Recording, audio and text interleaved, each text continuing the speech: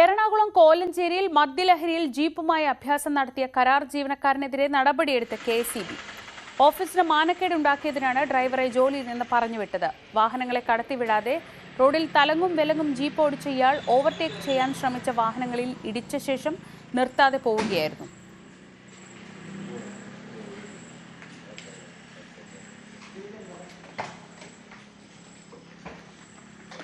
നവമി ദിനേശ് വിവരങ്ങളുമായി. നവമി, അപകടകരമായ രീതിയിൽ അഭ്യാസ പ്രകടനം നടത്തുക, ഈ വകുപ്പിന് തന്നെ നാണക്കേടുണ്ടാക്കുക, ഇതൊക്കെയാണ് ആരോപണങ്ങൾ. എന്തൊക്കെയായിരുന്നു ഇയാൾ കാട്ടിക്കൂട്ടിയത്? ശ്രീജ, വ്യാഴാഴ്ച രാത്രിയോടുകൂടിയായിരുന്നു ഈ സംഭവം ഉണ്ടായത്.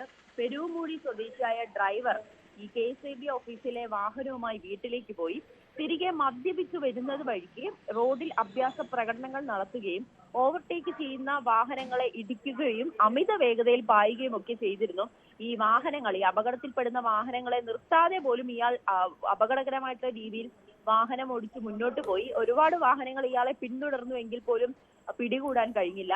പിന്നീട് ഇയാൾ ഈ ഓഫീസിലെത്തിയും മദ്യപിച്ചു. വീണ്ടും ഓഫീസിലിരുന്ന് തന്നെ നാട്ടുകാരും ഈ അപകടമുണ്ടായ വാഹനങ്ങളെല്ലാം പുത്തൻകുരിശ് പോലീസിനെ വിവരം അറിയിക്കുകയായിരുന്നു.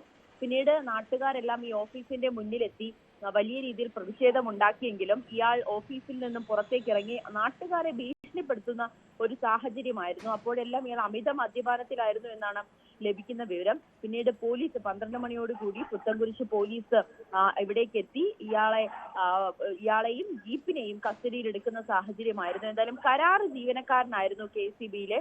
ഇയാളെ അപ്പോൾ തന്നെ വകുപ്പിന് തന്നെ നാണക്കേടുണ്ടാക്കി എന്നതുകൊണ്ട് ഇയാളെ സസ്പെൻഡ് ചെയ്തു. പിന്നീട് ഇയാൾക്കെതിരെ കേസെടുക്കുന്ന സാഹചര്യമായിരുന്നു. എന്തായാലും ഇയാളുടെ ജോലിയും പോയി, ഒപ്പം ഈ കരാർ വാഹനവും റദ്ദാക്കിയിട്ടുണ്ട്.